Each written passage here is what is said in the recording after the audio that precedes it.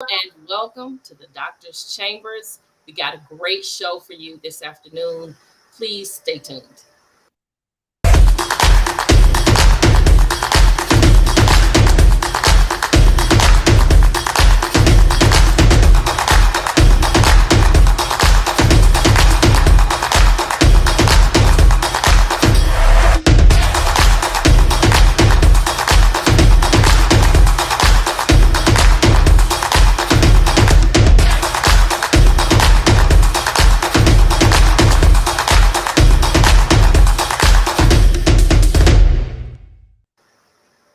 Thanks for tuning in. I'm Dr. Tamika Manning alongside Dr. April Gibbons, psychotherapist.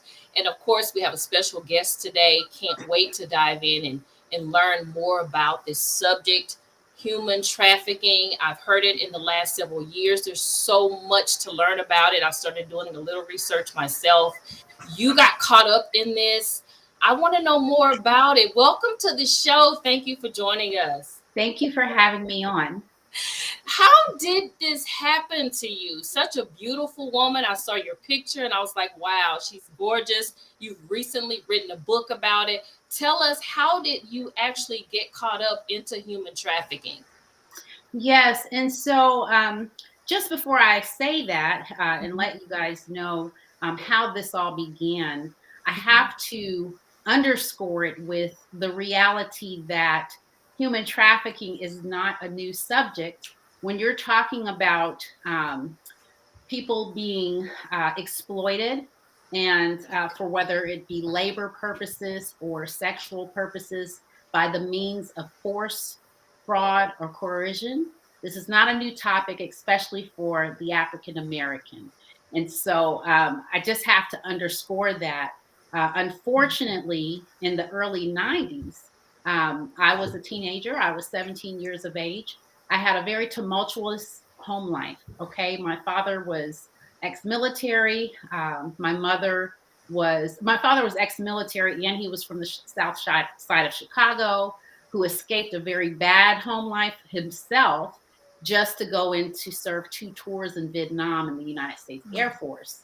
My mother, on the other hand, and so my dad, very slick, savvy man back then, had a lot of game and he pulled my mother. My mother was from the other side of the tracks, grew up in somewhat a socialite home, and was introduced to a very traumatic marriage. Okay, so for 21 years, at the time I was a teenager, they had been married 21 years. And this kind of set the stage. With my father going with 2 tours in Vietnam, they didn't talk about PTSD a lot back then, but he was suffering from that. He was also an alcoholic. These were coping mechanisms. He was also a drug addict. And so my home life was filled with domestic violence, right? And so when you're looking at the posterity of abuse and the way that abuse is passed down generationally, this is the situation that I was in. And so I made a decision, a very serious decision to leave home. And so, just a little bit more background, really quick. My father had isolated my mother away from her family. We didn't grow up with cousins, aunts, uncles, and that whole normal thing. We didn't go to family reunions. The type of abuse that he enacted upon my mother was very severe, including torture and things of that nature. So, but that's another story. But that's the backdrop, right? And so when I left home at 16, and I had thought about this for many, many years at that point because I saw a lot. I saw too much. And I felt like, you know what? This is just not what I want for my life, right? And I felt that even at the age of 16. And so basically got into an altercation with my father one day. He did threaten to kill me. He was going through withdrawal. And I've researched that, and it's a very serious thing. But at 16, I didn't know what in the world was going on. Mm-hmm. And he went to attack me, and my mother jumped in between. I literally ran out of the house and to some neighbors who called the police. They carted him off to jail. 2 weeks later, I was on the streets, and I basically saved up my money from 2 part-time jobs that I worked at. And I worked 2 part-time jobs, and I was a contributing writer at the Dallas Weekly newspaper here in the DFW area. And so I left all of that to jump on a Greyhound bus. I bought that $119 ticket and back up just a little bit, put a pin in that because I went to a prom of a friend of mine in Tulsa, Oklahoma, which we lived at before Dallas. Mhm. And on that flight, I met a gentleman who had no business, number one, giving me his number at 27 years of age, and I was 16, but he Mhm. did. And with me having, just that gap of a strong family foundation with my father specifically, I developed a friendship with this gentleman. And if you can call him that. But that friendship led to him saying, after I kind of let him know I was coming from a bad situation, I needed help, I was looking for an out. I was also looking Mhm. for a father figure. I was looking for a lot of things back then. Mhm. And he said, hey, if you feel like you need to get away, why don't you come with me to Atlanta? And so I did make this decision to follow him. He, however, was not my trafficker. We had a very bad couple of weeks that I lived there, but he did take me to a nightclub. And my story is riddled with a lot of issues here, but So it looks like the story begins with trauma. And Yeah. so, yes, Dr. April, she is a psychotherapist, and of course, she counsels weekly with these types of situations. So, would you say your beginning was so deep rooted in that it pretty much led to the out, and this is the path that you took to get there? Dr. April, I know you probably want to intervene. You see this on a regular, but have you seen anyone or have you counseled anyone that's been trafficked? Well, not currently. No, I haven't. Of course, I've read the literature and, have seen it just like everyone else, but I don't currently have someone that actually has been trafficking. However, I do have, several who have been, abused by parents and emotionally, mentally, physically, and things like that. So I can definitely understand how being in a situation, being young, and you're seeing this every day with your dad, and then to have him threaten you make you feel like, hey, I need to get away. right, right. And so Oh, when I moved to Atlanta after meeting this gentleman in a club, um, I quickly left the place where I was. And he said, you know what? It was the same scenario.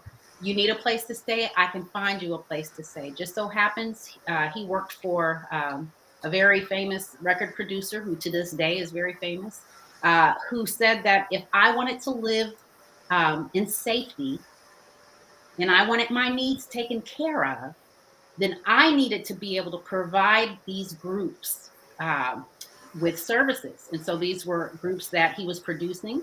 And so I lived with them at 16 years of age. I lived with 6 guys who were entertainers. And this is where it all began. And so I was oftentimes at the after parties. I did meet a lot of celebrities who I can't really talk about what the situation was because it was terrible. But many of them were married, people that you would know and remember and relate to because you've seen them all of your lives. And so ultimately, I was the really, I mean, you can call it a sex slave for that matter, because nobody was holding a gun to my head, but they were providing me with what I thought was safety. And it was very warped in the way that I felt that way, but I was initiated, if you will, and that came in the form, and I'm sorry, but it came in the form of a gang rape. I was initiated, and a lot of fear took place because I was threatened by one of the group entourage. He was security, and he said, if you let any of this out, I will kill you personally. And so, there's a lot that happened within the time that I was there, which was approximately a year, give or take. And basically, I went from handler to handler. I ended up leaving them and I went to another handler, a female handler. And after that, I broke away from that situation just to find myself a stripper because I had a very low self esteem. I felt like there wasn't much I can do outside of, I knew I had a body. I knew I was a beautiful. I knew that people wanted my services and I knew that I could make money. I didn't want to pimp. I didn't want to be underneath someone's power, right? People in my power, pimp. I didn't want that. I wanted to kind of run my own enterprise. And so it just degraded me. And the things that I was involved in left me with a lot of battle scars. and the battle scars were in the form of mental illness. And so I did have a nervous breakdown after about 6 years of living that type of lifestyle. I had a nervous breakdown. I was 23 years of age. And I was in Elizabeth Emergency Care Unit. I will never forget. And that's why I did write this book, to talk about that experience, because I really wanted to take people into the mind of a teenager who would make these type of dangerous decisions in order to find a sense of normalcy. And it's like you go from desiring normalcy to being caught up. But when I look at and I research human trafficking a lot, it was not called that back then. In 92, I would have been considered a juvenile delinquent. I would have been picked up for truancy. I would have been thrown in the juvenile justice system. And who knows what my life would be like right now. I would have a record, right, as being a juvenile prostitute. But interestingly enough, if we fast forward to today, according to the FBI, about 57% of all arrests made with juvenile prostitution are made with Black children. And so I think that that's very, being Black History Month, this is something that we might need to highlight, which we're doing right now. But this is a very serious matter in our communities, and not to be an alarmist, but this is my story, and it is quickly snowballing. You're talking about a criminal industry or a criminal enterprise that is one of the fastest growing worldwide.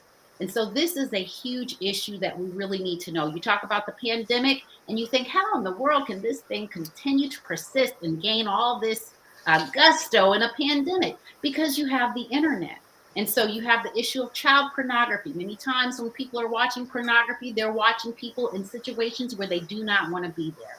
So I can go on, but there's a lot that happened. And I think one of the biggest thing one of the things I researched, which I have so much respect for you guys. I'm very into understanding what happened to me, right? And so what I learned these few days, there's something called the allostatic load, right? And so that's basically the wear and tear on the body from chronic stress.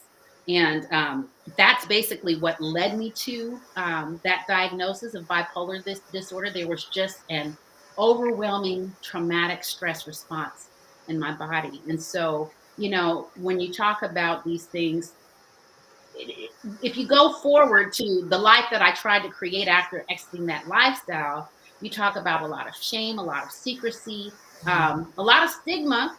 But then you talk about, I want to get mental health situations in order, but I'm afraid to, because maybe that labels me as crazy. And so I've been through enough. I don't want another label. So, I went for years and years, y'all, without the proper health care. And so now, that I would say in the past 5 years, I woke up and said, hold up, this is hurting me more than anybody else.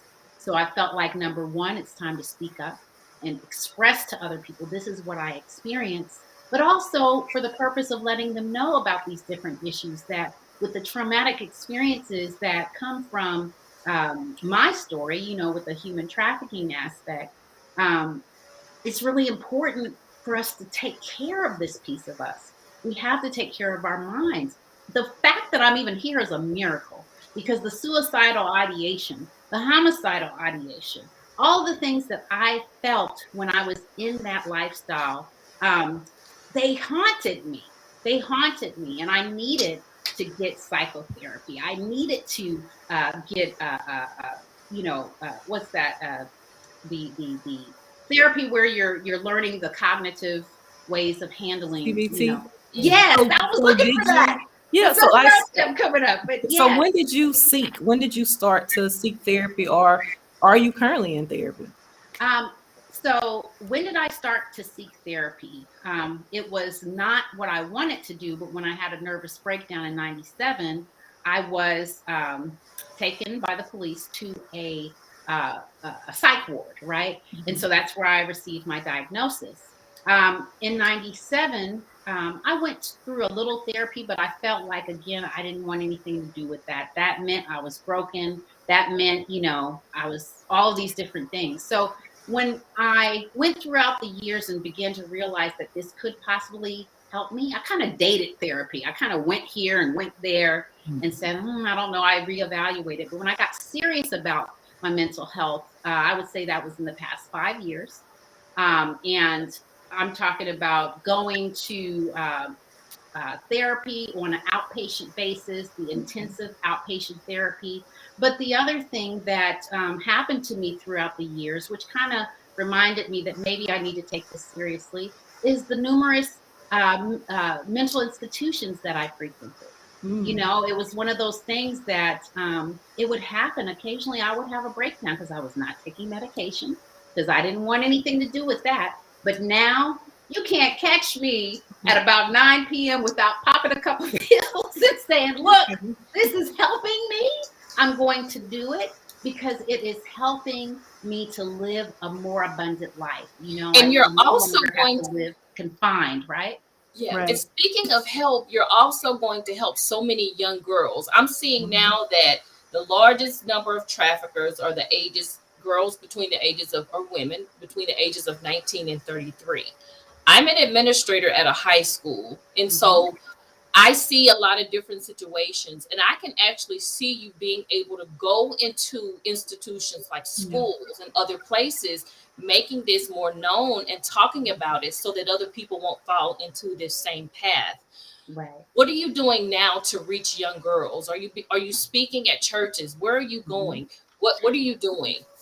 Exactly what you mentioned. So I've spoken within a couple of school districts. I've also received training as a human trafficking workshops facilitator through an organization called Love 146, who does exactly what you mentioned. And so I consider myself on the advocacy side right now. I personally have an initiative that is in the process of transforming from an initiative to a 501c3 called Fast Forward, which is fighting against sex trafficking. And so I speak everywhere that there is an opportunity. I do speak in churches.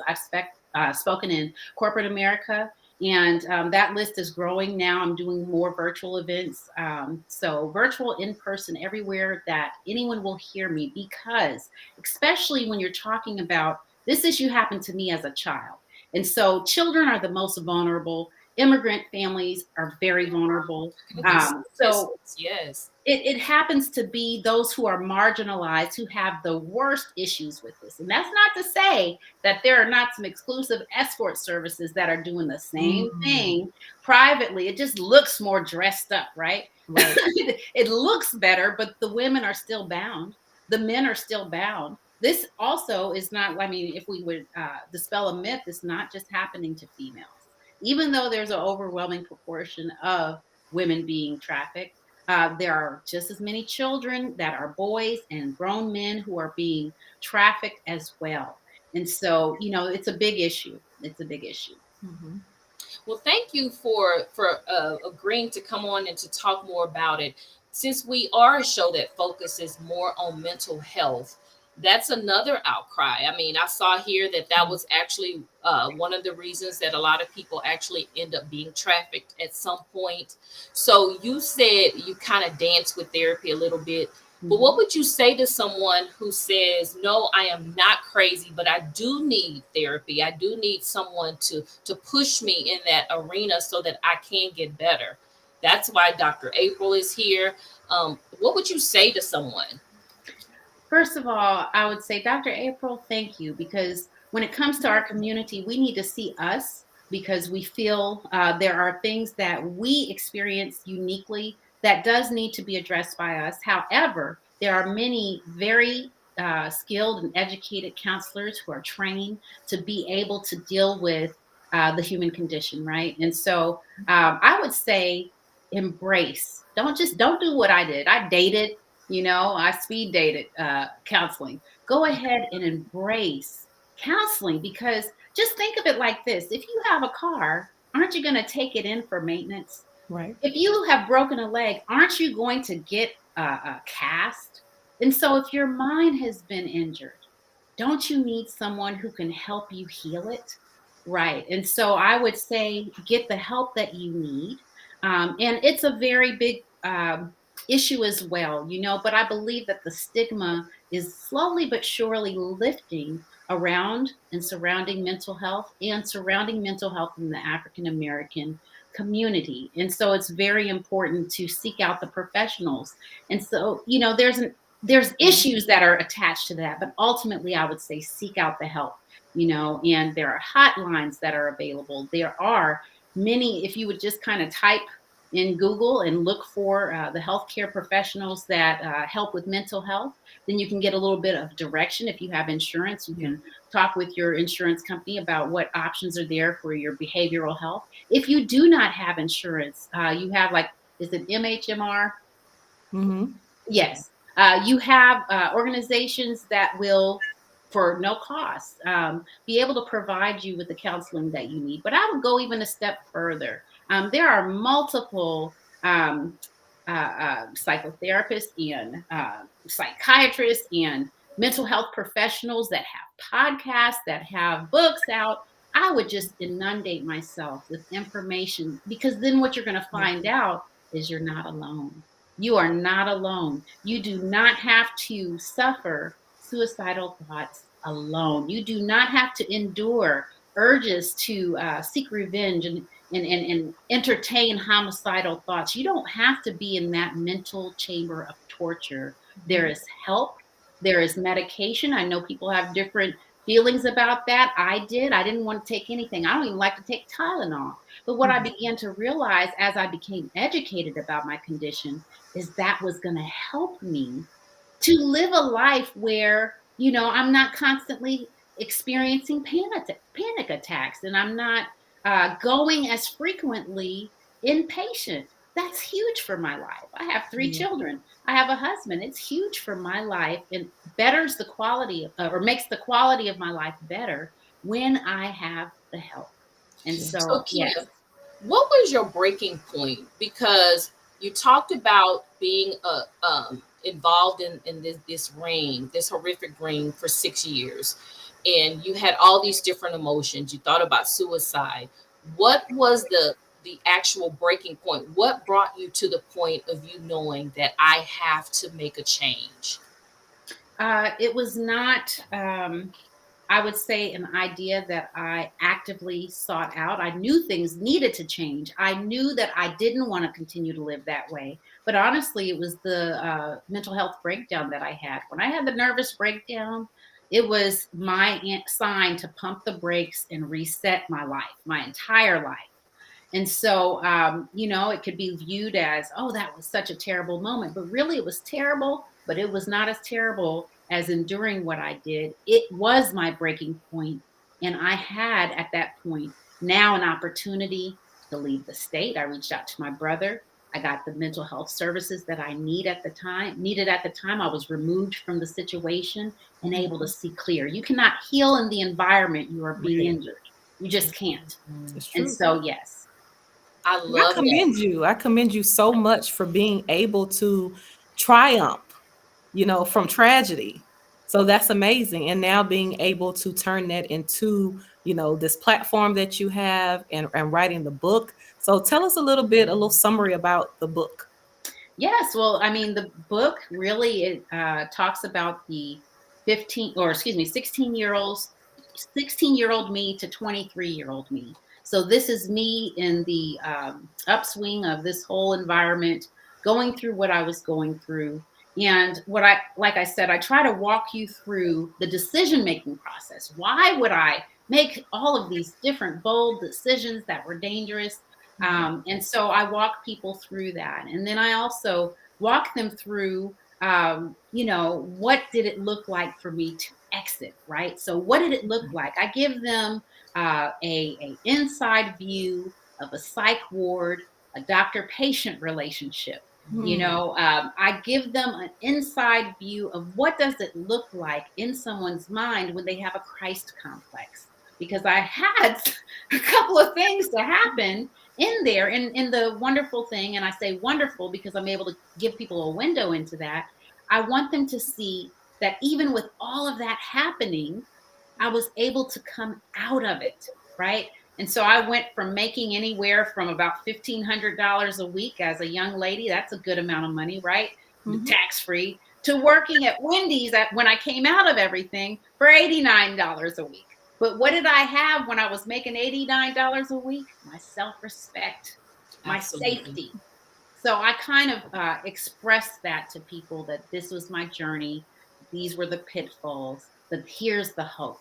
right? Here's the hope. Okay. And so the book is available. It's 1000 Elsewhere, a true survivor story. You put my first and last name in Amazon, and it'll take you to it. And yes, it's really Okay. a riveting story. It's not a happy topic, but it is a topic that needs to be highlighted. And again, I thank you for bringing me on your platform, because we need to talk about it more, especially within our communities, because we know anything that affects us, it just has a unique way of touching us, Mhm. right? Based Right. upon so many different factors. But hold on, this is what the book looks like. So when you go to Okay. Amazon, if it doesn't look like that, don't click on it. I love it. I love it. For those of us who have a relationship and are spiritual, at those moments, did you find or feel like God was present with you and He brought you through the those moments, those harsh moments, those hard moments, where you could have been killed? I'm so glad that you asked me that question, because we grew up in church. Even with my father beating my mother under the refrigerator, we went to church all the time. We never missed a beat. And so Mhm. I did have a foundation of having a relationship with God, right? And I left that foundation when I left home for the only reason that I left it is because I felt like, well, God, if this could happen to me, maybe this is for someone else, but maybe, you don't love me so much or whatever. But what I came to recognize, and when I did come back to Dallas and started walking through my healing process, I reconnected with my childhood faith, which is Christian. I'm currently a pastor's wife, and so I have a huge Okay. bias when it comes down to the power of God and Yes. how He can bring you through such a terrible situation and then Mhm. redeem it. I'm a Right. redemption story. Okay, I'm what victory looks like, period. That's what I am. And that's because I had a God who was kind enough to pull me out of a situation. And then some people say, well, hold up, but this God is so kind. Why did you go through that? Here's my theory on that. When you endure hardship, what it does is it gives you a capacity. And when you come out of that Mhm. hardship, now you can relate to people who have experienced certain hardships that look like yours. And now you can pull them out. So now you are in Mhm. position to be a deliverer. You are if Sojourner Truth did not go through slavery, do you think that she would be able to have led so many people to freedom? No, she had a heartbeat for those who were enslaved, because she too herself was enslaved. I And love so, because I was enslaved in human trafficking, I owe it to God. I owe it to my ancestors. I owe it to every girl out there and every boy out there who does not have a voice. I'm going to tell you, I'm what victory looks like, and it could be your story too. There is help out there for you. Well, my prayer is that you have an opportunity to continue to tell your story and to help young girls and young boys, men and women who get caught up in human trafficking. I know Dr. April, of course, can wrap this all up for us when we're talking about mental health and the mental implications of something so severe, because it is so severe. And I can't imagine being a Yeah. teenager and going through what you've been through. But thank God you made it through that, Dr. April. Yeah, absolutely. I mean, I commend you, Keeya, and I definitely think, others who are out there dealing with something like this definitely need to seek therapy.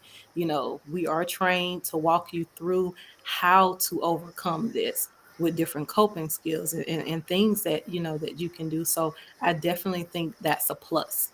And like you said, it's definitely good to get all the research and all the help that you can by listening to podcasts from professionals and Yes, searching these things out. Self-help books are amazing, by professionals. It's a lot of people that have wrote, a lot of therapists have wrote really awesome books. So that's definitely a start until, you can get some help in person. So I think that's amazing.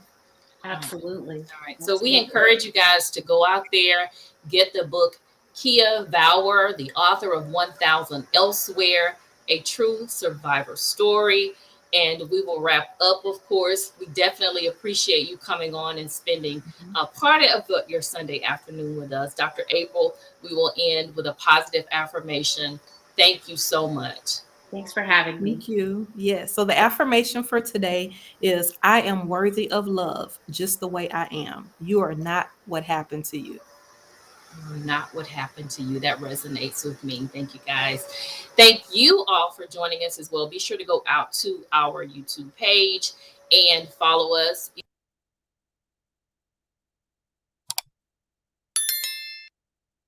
Reels that you guys can see, and you'll be able to follow us. We talk about everything from relationships to of course the subject that we have on today. Again, Keeya Vawar, we appreciate you. Thank you all for joining us as well.